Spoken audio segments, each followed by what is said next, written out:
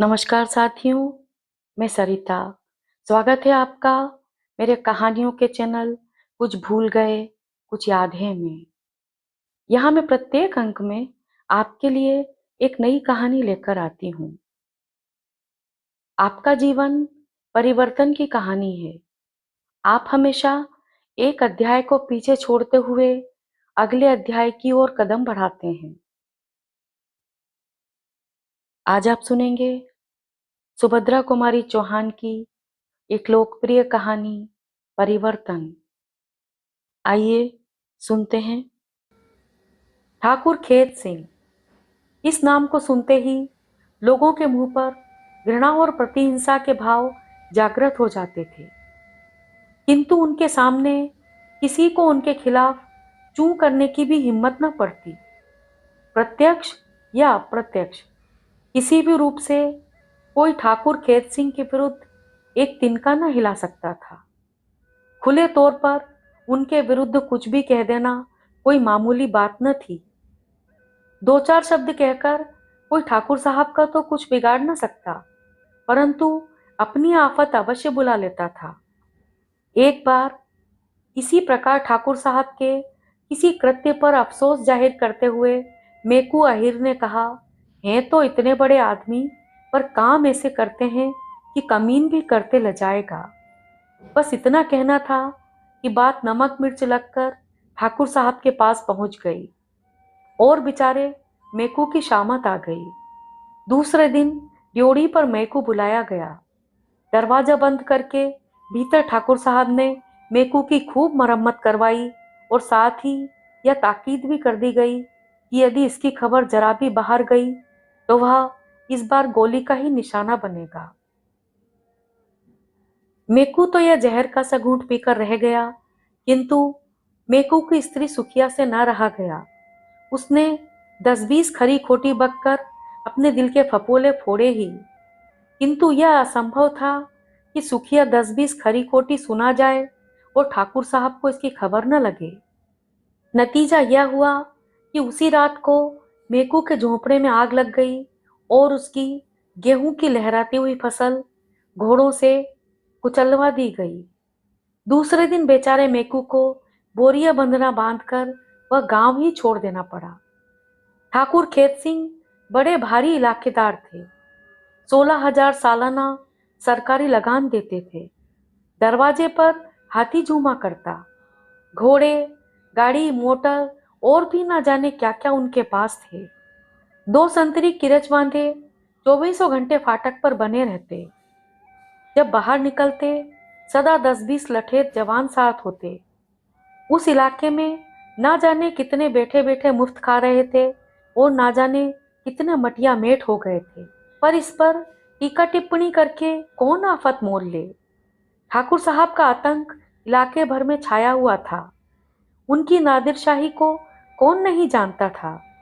किसी की सुंदर बहू बेटी ठाकुर साहब के नजर तले पड़ भर जाए और उनकी तबीयत आ जाए तो फिर चाहे आकाश पाताल एक ही क्यों ना करना पड़े, किसी न किसी तरह वह ठाकुर साहब के जनान खाने में पहुंची जाती थी। स्टेशन पर भी उनके गुर्गे लगे रहते, जो सदा इस बात की टोह में रहते कि कोई सुंदरी स्त्री यहाँ पर आ जाए तो वह किसी प्रकार बहकाकर धोखा देकर ठाकुर साहब के जनान खाने में दाखिल कर दी जाए।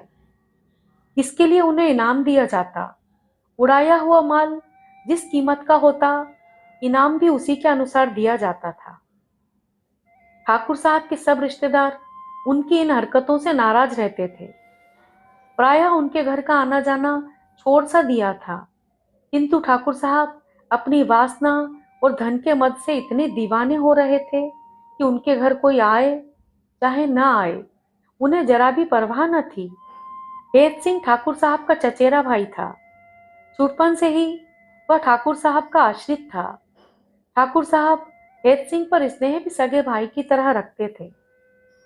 वह बीए फाइनल का विद्यार्थी था, बड़ा ही नेक और सच्चरित्र युवक था। ठाकुर साहब के इन कृत्यों से खेत सिंह को हार्दिक घृणा थी। प्रजा पर ठाकुर साहब का अत्याचार उससे सहाना जाता था। एक दिन इसी प्रकार किसी बात से नाराज होकर उसने घर छोड़ दिया। कहाँ गया कुछ पता नहीं। ठाकुर साहब ने कुछ दिन तक तो उसकी खोज करवाई, फिर उन्हें इन व्यर्थ की बातों के लिए फुर्सत ही कहाँ थी। वे तो अपना जीवन सफल कर रहे थे। एक वर्ष बाद एक दिन फिर वह गांव में आया और उसी दिन ठाकुर साहब के यहाँ एक कुम्हार की नवविवाहिता सुंदर बहू उड़ाकर लाई गई थी। कुम्हार के घर हाय हाय मची हुई थी। उसी समय हेत सिंह उधर से निकले। उन्हें देखते ही कुम्हार ने उनसे अपना दुखड़ा रोया। हेत सिंह का क्रोध फिर ताजा हो गया। इसी प्रकार के एक किस्से से नाराज होकर हेत सिंह ने घर छोड़ा था। कहाँ तो वह भाई से मिलकर पिछली नाराजगी को दूर करने आए थे, कहाँ फिर वही किस्सा सामने आ गया। वही प्रतिहिंसा के भाव फिर से हृदय में जागृत हो उठे। घृणा और क्रोध से उनका चेहरा लाल हो गया। जेब में हाथ डालकर देखा, रिवॉल्वर भरा हुआ था। जब हेत सिंह घर पहुंचे उस समय ठाकुर साहब अपने मुसाहिबों के पास बैठे थे। हेत सिंह को देखते ही बड़े प्रसन्न होकर बोले, आओ भाई हेत सिंह, कहाँ थे अभी तक? बहुत दिनों में आए, बिना कुछ कहे सुने ही तुम कहाँ चले गए थे? हेत सिंह ने ठाकुर साहब को किसी बात का उत्तर नहीं दिया। वह तो अपनी ही धुन में था। बोला, भैया, क्या मन का कुम्हार की बहू घर में है? यदि हो तो आप उसे वापस पहुंचवा दीजिए। ठाकुर साहब की त्योरियां चढ़ गईं। क्रोध को दबाते हुए बोले, हेत सिंह, तुम कल के छोकरे हो, तुम्हें इन बातों में ना पड़ना चाहिए। जाओ, हाथ मुंह धोकर कुछ खाओ पियो। हेत सिंह ने तीव्र स्वर में कहा, पर मैं क्या कहता हूँ, मन का कुम्हार की बहू को आप वापस पहुंचवा दीजिए। मैंने एक बार तुम्हें समझा दिया कि तुम्हें मेरे निजी मामलों में दखल देने की जरूरत नहीं है। फिर भी मैं पूछता हूँ कि आप उसे वापस पहुंचाएंगे या नहीं? हेत सिंह गंभीरता से बोले, मैं तुम्हारी किसी बात का उत्तर देना नहीं चाहता। मेरे सामने से चले जाओ। हेत सिंह अब ना सह सके। जेब से रिवॉल्वर निकालकर लगातार 3 फायर किए, किंतु तीनों निशाने ठीक ना पड़े। ठाकुर साहब जरा इधर उधर हो जाने से साफ बच गए। हेत सिंह उसी समय पकड़ा गया। हत्या करने की चेष्टा के अपराध में उसे 5 साल की सख्त सजा हो गई। इसके कुछ ही दिन बाद मैनपुरी षड्यंत्र केस पर उसके ऊपर दूसरा मामला भी चलाया गया, जिसमें उसे 7 साल की सजा और हो गई। ठाकुर साहब का बाल भी बांका न हो सका।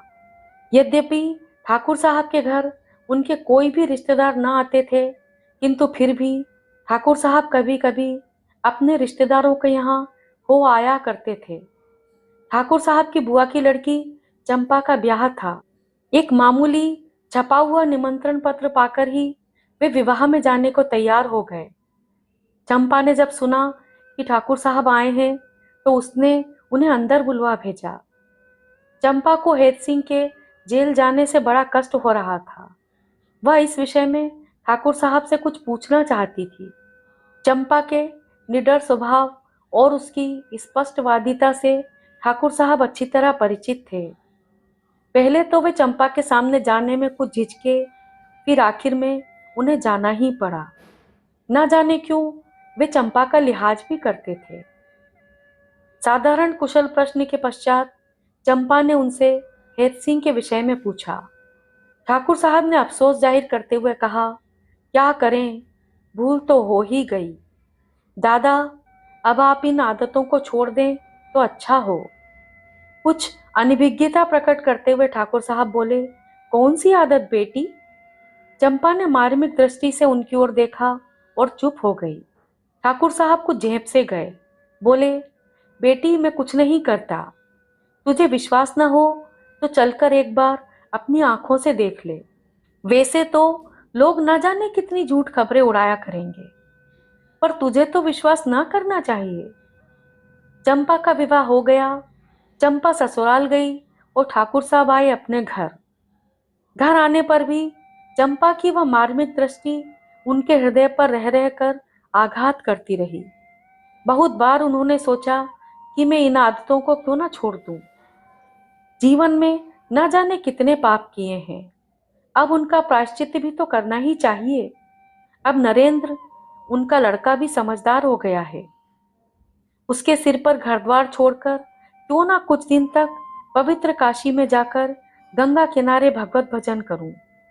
आधी उम्र तो जा ही चुकी है, क्या जीवन भर यही करता रहूंगा?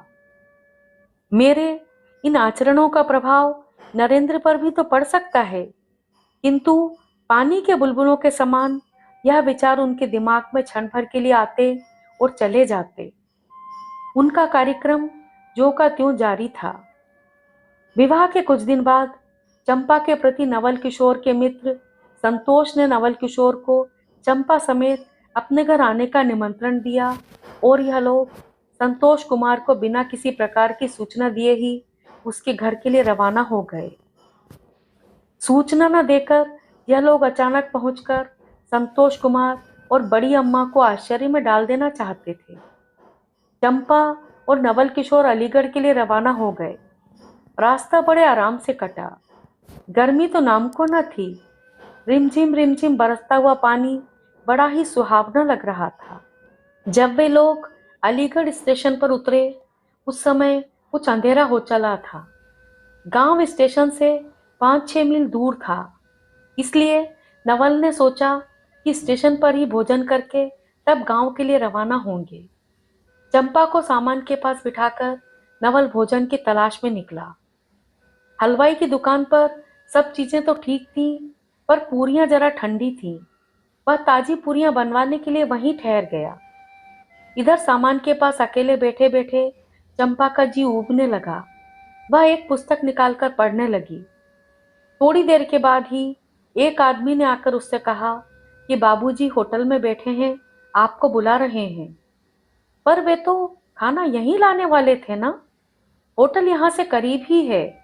वे कहते हैं कि आप वहीं चल के भोजन कर लें, कच्चा खाना यहाँ लाने में सुविधा ना पड़ेगा। उठते उठते चंपा ने कहा, सामान के पास कौन रहेगा? सामान तो कुली देखता रहेगा, आप फिक्र ना करें, 10 मिनट में तो आप वापस आ जाएंगी। क्षण भर तक चंपा ने ना जाने क्या सोचा, फिर उस आदमी के साथ चल दी। स्टेशन से बाहर पहुंचते ही उस आदमी ने पास के एक मकान की तरफ इशारा करके कहा, वह सामने होटल है, बाबूजी वहीं बैठे हैं। चंपा ने जल्दी जल्दी पैर बढ़ाए। पास ही एक मोटर खड़ी थी। उस आदमी ने पीछे से चंपा को उठाकर मोटर में डाल दिया। मोटर 9-2-11 हो गई। चंपा का चीखना चिल्लाना कुछ भी काम न आया। आधा घंटे के बाद जब नवल खाना लेकर लौटा तो चंपा का कहीं पता न था। इधर उधर बहुत खोज की, गाड़ी का एक एक डिब्बा ढूंढ डाला, पर जब चंपा कहीं न मिली तो लाचार हो पुलिस में इत्तला देनी पड़ी। परदेश में वह और कर ही क्या सकता था, किंतु वहां की पुलिस भी ठाकुर साहब द्वारा कुछ चांदी के सिक्कों के बल पर सब कुछ जानती हुई अनजान बना दी जाती थी। फिर भला एक परदेसी की क्या सुनवाई होती? जब नवल किसी प्रकार चंपा का पता न लगा सका तो वह संतोष कुमार के गांव भी न जा सका। वहीं धर्मशाला में ठहरकर चंपा की खोज करने लगा। मोटर पर चंपा बेहोश हो गई थी। होश आने पर उसने अपने आप को एक बड़े भारी मकान में कैद पाया। मकान की सजावट देखकर किसी बहुत बड़े आदमी का घर मालूम होता था। कमरे में चारों तरफ 4 बड़े बड़े शीशे लगे थे। दरवाजों और खिड़कियों पर सुंदर रेशमी पर्दे लटक रहे थे। दीवारों पर बहुत सी अश्लील और साथ ही सुंदर तस्वीरें लगी हुई थीं। एक तरफ एक बढ़िया ड्रेसिंग टेबल लगा था, जिस पर श्रृंगार का सब सामान सजाया हुआ था। बड़ी बड़ी अलमारियों में कीमती रेशमी कपड़े चुने हुए रखे थे। जमीन पर दरी थी। दरी पर एक बहुत बढ़िया कालीन बिछा था। कालीन पर 2-3 मसनद करीने से रखे थे। आसपास 4-6 आराम कुर्सियां और कोच पड़े थे। चंपा मसनद पर गिर पड़ी और खूब रोई। थोड़ी देर बाद दरवाजा खुला और एक बुढ़िया खाने की सामग्री लिए हुए अंदर आई। भोजन रखते हुए बोली, यह खाना है, खा लो। अब रो पीट कर क्या करोगी? यह तो यहाँ का रोज ही का कारोबार है। चंपा ने भोजन को हाथ भी न लगाया। वह रोती ही रही और रोते रोते कब उसे नींद आ गई वह नहीं जानती। सवेरे जब उसकी नींद खुली, दिन चढ़ाया था। वहां पर एक स्त्री पहले ही से उसकी कंघी चोटी करने के लिए उपस्थित थी। उसने चंपा के सिर में कंघी करनी चाही, किंतु एक झटके से चंपा ने उसे दूर कर दिया। वह स्त्री बड़बड़ाती हुई चली गई। इस प्रकार भूखी प्यासी चंपा ने एक दिन और 2 रातें बिता दी। तीसरे दिन सवेरे उठकर चंपा शून्य दृष्टि से खिड़की के बाहर सड़क की ओर देख रही थी। किसी के पैरों की आहट सुनकर ज्यों ही उसने पीछे की ओर मुड़कर देखा, वह सहसा चिल्ला उठी, दादा! ठाकुर खेत सिंह के मुंह से निकल गया, बेटी! उस दिन से उस गांव की किसी स्त्री पर कोई कुदृष्टि ना डाल सका। आज की कहानी यहीं खत्म होती है। अहंकार या कठोरता स्थायी नहीं होती। समय और परिस्थितियों के साथ मनुष्य की सोच तथा उसके व्यवहार में परिवर्तन आता है। मैं सरिता अब आपसे विदा लेती हूँ। कल फिर मिलूंगी एक नई कहानी के साथ। नमस्कार।